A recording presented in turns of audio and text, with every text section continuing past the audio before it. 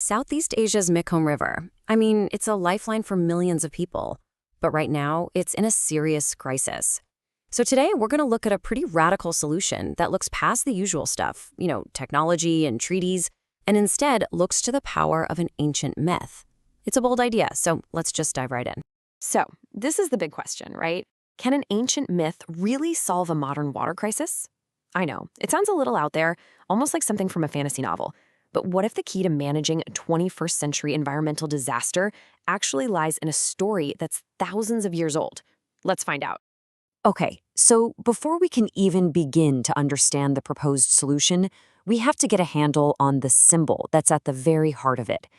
Because this isn't just about water rights or politics, it's about a shared cultural identity that literally flows through the entire region.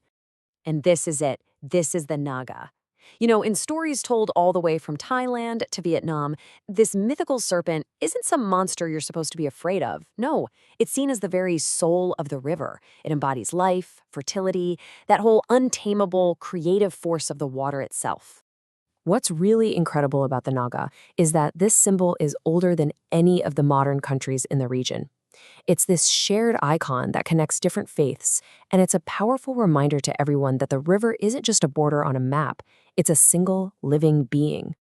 All right, let's fast forward to today and see how this once unified entity has become a huge source of modern conflict. The spirit of the river is facing a crisis that's been created entirely by political and economic divisions. The fundamental problem is that there's a total power vacuum. Nobody is truly in charge of the river's overall health. Yeah, sure, there are committees and commissions, but they're pretty much toothless. Decisions get made country by country, piece by piece, and no one is looking at the big picture. And this right here illustrates the core conflict perfectly. Upstream nations like Laos are building these massive hydropower dams for economic growth. But those same dams trap water and vital sediment. That directly threatens the food security of downstream nations like Cambodia, with its incredibly important tall Sap fisheries, and Vietnam, which depends on that Mekong Delta for its rice bowl. This quote from Albert Tan, who created the model, it puts it perfectly. It brings us right back to that idea of the Naga as one single body. You can't just dam one part of the serpent and not expect the whole creature to be affected. The consequences end up being shared by absolutely everyone. So, with this incredibly deep divide, what's the solution? Well, this brings us to the Naga stewardship model. It's an attempt to build a bridge between that ancient wisdom and our modern problems with governance. Now, this is a huge shift in perspective. Instead of asking, okay, how much water can we take out of it? The model asks, what does the river itself need to stay healthy? It actually proposes giving the river rights, treating it like a stakeholder in the conversation, not just a commodity to be used up.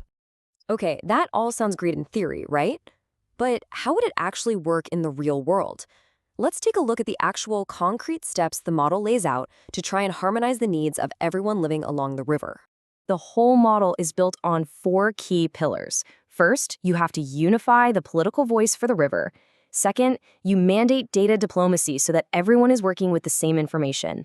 Third, you find a way to balance energy and food needs. And finally, you implement river-friendly dams that actually respect the natural ecosystem. So let's drill down into what those actions really mean. The model suggests taking the existing Mekong River Commission and integrating it with ASEAN, the Association of Southeast Asian Nations, to give it some real political teeth. It also calls for a data-sharing pact, so information about water flow becomes transparent public knowledge. And finally, it pushes for smarter run-of-river dam designs that allow that crucial sediment and fish to migrate, which helps preserve the river's natural cycles. And this brings us all the way back to our original question.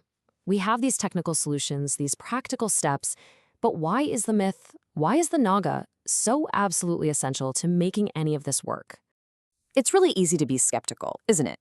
I mean, we're talking about massive geopolitical issues, economics, complex engineering, and we're suggesting a mythical serpent is going to make a difference?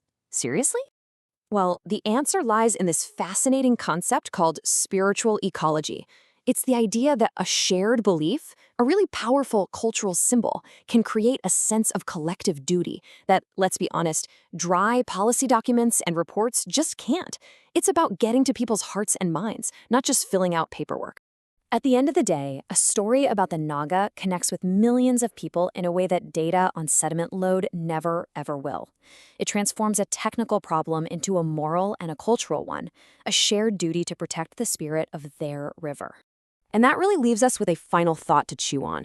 After decades of fragmented governments and competing national interests, maybe, just maybe, the most powerful tool for cooperation isn't a new law or another treaty, but a shared belief in the living spirit of the river itself. What do you think?